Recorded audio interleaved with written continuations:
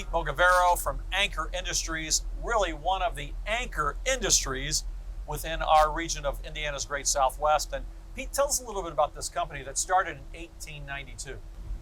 Absolutely. We're a riverboat supply company. It all started when the founder, Louis Dawes, a riverboat gambler, ran out of dough, stopped in Evansville, started a business in the canvas supply to riverboats. We sort of morphed from there into awnings and tents.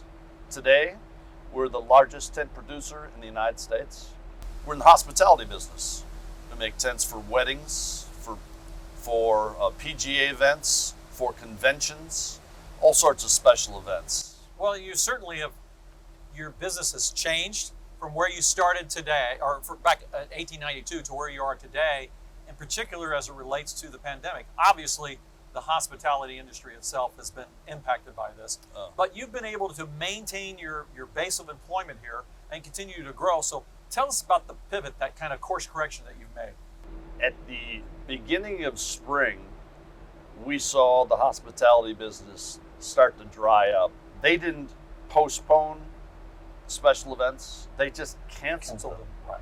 And as a result, we were sitting there looking at a 30 to 40% decrease in our business. We've got other lines, but basically the hospitality business was just drying up.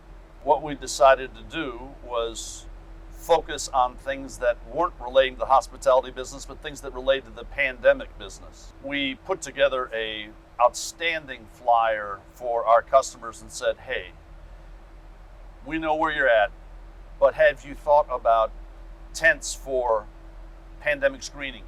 Have you thought about tents for additional hospital capacity? Have you thought about tents for dividers and walls and all sorts of other things? And it got our customers focusing on that side of the business, and we were really blessed. As it turns out, our fiscal year ended on September 30th, and we had the best fourth quarter that we've ever had in our history. Last year was a historic year for us, and we ended up within 4% of last year's numbers. Well, that's an amazing story unto itself, because there's so many businesses out there right now that are challenged. Then on the other end, there's a lot of manufacturing that is we're seeing continue to grow. So for you, will this be a new business model for you? Are you looking at, okay, what we've done here allows us to think differently about your business? I can tell you that we employ about 330 folks here. We're still considered a small business, and as such, we're pretty nimble. For the folks that are out there that are wondering, there's so many hurdles to this and that and stuff like that, you just got to do it. There was one other episode that I think was kind of cool. We were on the brink of going to a 4-day work week, and we said, I'll tell you what, here's what we're going to do. In order to get to break even, we're going to take the remaining 5 months of the year, and we're going to take that number. Our folks got fired up about the chance that they could impact their future. And it wasn't heavy-handed on our farm. We just said, look, guys, it is what it is. That's the reality. When we set that target in June, we were able to hit it. We had a great celebration in our tent on a Monday. I think it was Margarita Monday. In your tent. In your tent, for sure, in your tent, right.